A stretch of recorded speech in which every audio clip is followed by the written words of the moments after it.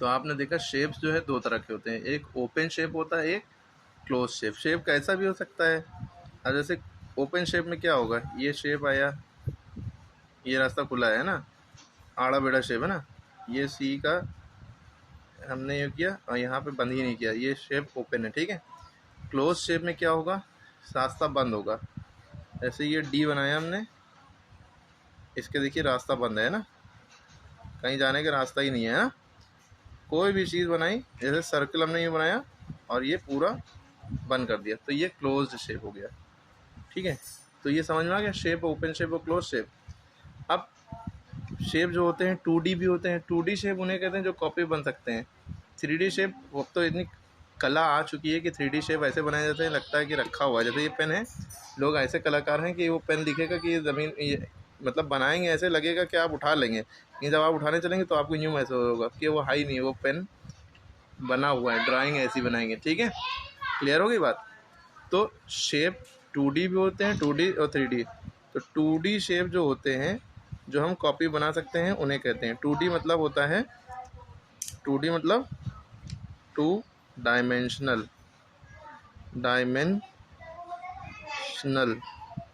तो 2D shape का मतलब क्या होता है, 2 डायमेंशनल, जिसकी 2 डायमेंशन हो, यानी कॉपी बन सके, ठीक है। फॉर एग्जांपल आप स्क्वायर बना सकते हैं कॉपी पे, तो ये आपका 2D शेप हो गया।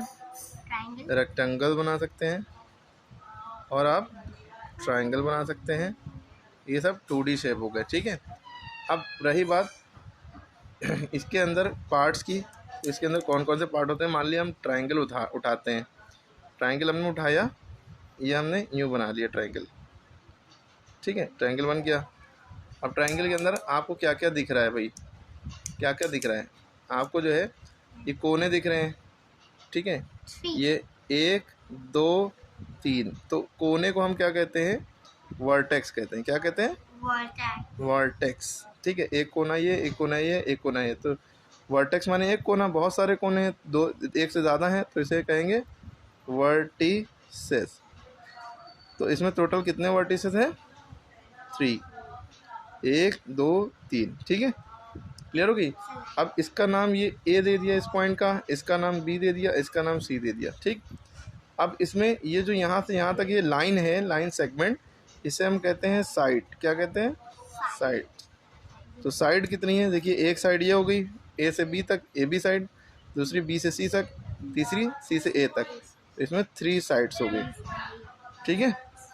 अब इसके अंदर एंगल्स भी हैं। क्या है, एंगल्स। देखिए अंदर एक एंगल ये है, एक एंगल ये है, एक एंगल ये है, तो दो लाइनों के बीच में जो होता है वो एंगल कहलाता है। एंगल को हिंदी में कहते हैं कोण। क्या कहते हैं, कोण। तो इसमें कितने एंगल हैं, 3 एंगल्स हैं। इसी तरह आपने स्क्वायर बनाया यूँ करके, या रेक्टेंगल बना लिया। स्क्वायर माने चौकोर होता है। अब देखिए इसमें आप बताइए वर्टिसेस कितनी है, 1 2 3 4, तो वर्टिसेस कितनी होगी, 4। साइड कितनी होगी, 1 2 3 4, तो साइड भी कितनी होगी, 4। और एंगल कितने हो गए, एक एंगल ये हो गया, एक ये हो गया, 2 3 4, तो एंगल कितने हो गए, 4। इसी तरह आप रेक्टेंगल में बताइए कितने होंगे, तो ये 2D हो गया, 3 डायमेंशनल फिगर। अच्छा ये सर्कल जो होता है ये भी 2D होता है, इसमें कोई वर्टिसेस नहीं है, कोई एजेस नहीं है, कोई एंगल नहीं, ठीक है।